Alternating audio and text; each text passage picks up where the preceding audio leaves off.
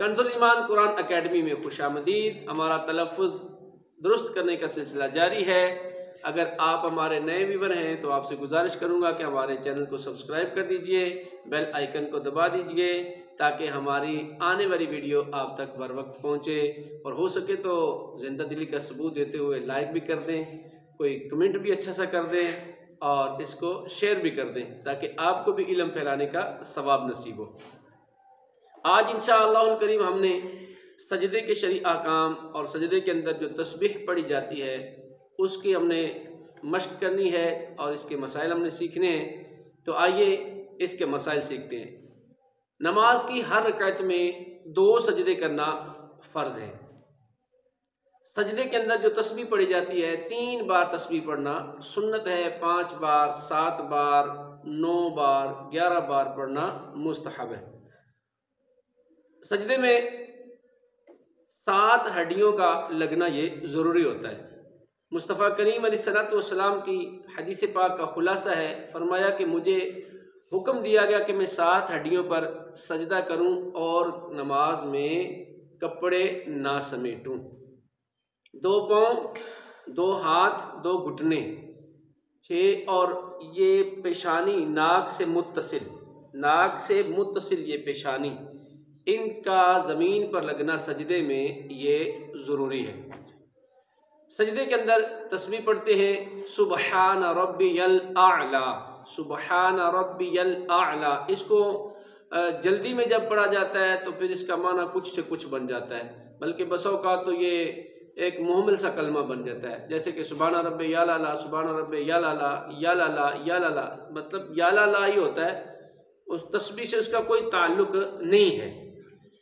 جب آپ پوری توجہ کے ساتھ تسبیح پڑھیں گے اس کا معنی بنے گا، اور پھر اللہ پاک جل شانہ کی رحمت آپ کی طرف متوجہ ہوگی تو انشاءاللہ الکریم اللہ پاک سجدہ بھی قبول فرمائے گا، نماز بھی قبول فرما لے گا۔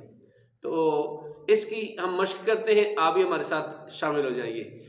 بسم اللہ الرحمن الرحیم، بسم اللہ الرحمن الرحیم، سبحان ربی الاعلی، سبحان ربی الاعلی، سبحان ربی الاعلی، سبحان ربی الاعلی، سبحان ربی الاعلی، سبحان ربی الاعلی، سبحان ربی الاعلی، سبحان ربی الاعلی، سبحان ربی الاعلی۔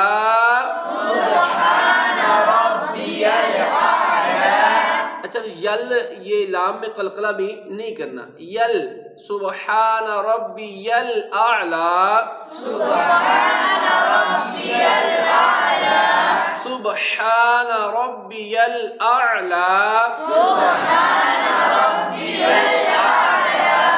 پہلے سجدے میں جا کے 3 بار تسبیح پڑھیں گے اور پھر سجدے سے اٹھیں گے تو دونوں سجدوں کے درمیان میں بیٹھنا واجب ہے، اسے کہتے ہیں جلسہ۔